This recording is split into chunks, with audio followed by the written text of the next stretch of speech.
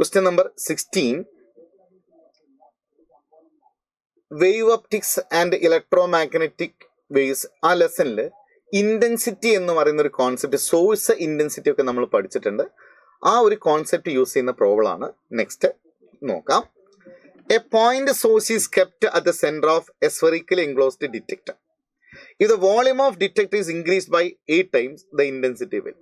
So, ഒരു point source ഇവിടെ ഇങ്ങനെ വെച്ചിട്ടുണ്ട്. So, we have a point source here. അല്ലേ?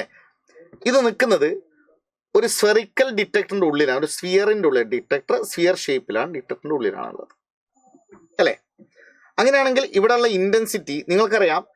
സോ ഇന്റൻസിറ്റി എന്ത് ചെയ്യുന്നുണ്ട്? ഈ സോഴ്സ് നിന്ന് ഈ ഡിറ്റക്ടറിലേക്ക് ഡിസ്റ്റൻസ് സപ്പോസ് 6 ആണെങ്കിൽ ഇവിടെ അത് അതിന്റെ റേഡിയസ് ആയിട്ടാണ് വരിക. അല്ലേ? അപ്പൊ intensity inversely proportion to R square എന്ന് നമ്മൾ പഠിച്ചിട്ടുണ്ട്. അല്ലെ? നമ്മളെ ക്വസ്റ്റ്യൻ എന്താ? Volume of the detector increased by 8 times. അല്ലെ? വോളിയം എന്ത് ചെയ്യാണ്? 8 ടൈംസ് ആവാണ്. അല്ലെ?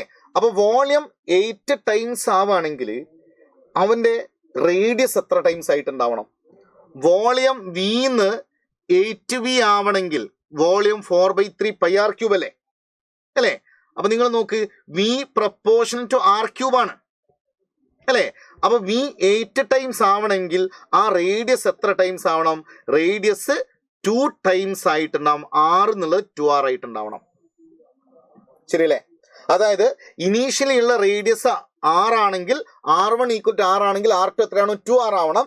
എന്നാലാണ് വോൾ എത്രയാവുക? 8 ടൈംസ് ആവുക. ശരിയാണോ? അല്ലെ? അപ്പൊ നമ്മളോട് ഇന്റൻസിറ്റി എത്രയാവുന്നല്ലേ ക്വസ്റ്റ്യൻ. അപ്പൊ ഇനീഷ്യലി ഉള്ള ഇന്റൻസിറ്റി I1, അത് I2 ആവുന്നു എന്ന് വിചാരിക്കാം. അങ്ങനെയാണെങ്കിൽ I2 ഡിവൈഡ് ബൈ I1 എന്ന് പറയുന്നത് ഈ റിലേഷൻ യൂസ് ചെയ്താൽ R1 divide by R2 the whole square ആയിരിക്കും. ശരിയല്ലേ?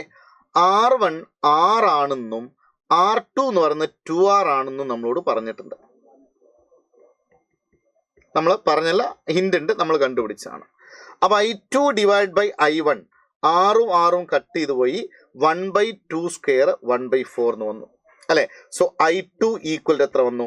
I1/4 എന്നായി. അല്ലെ? So it is decreased by 4 times. Okay, so option 4 ആണ് നമ്മുടെ ആൻസർ വരുന്നത്.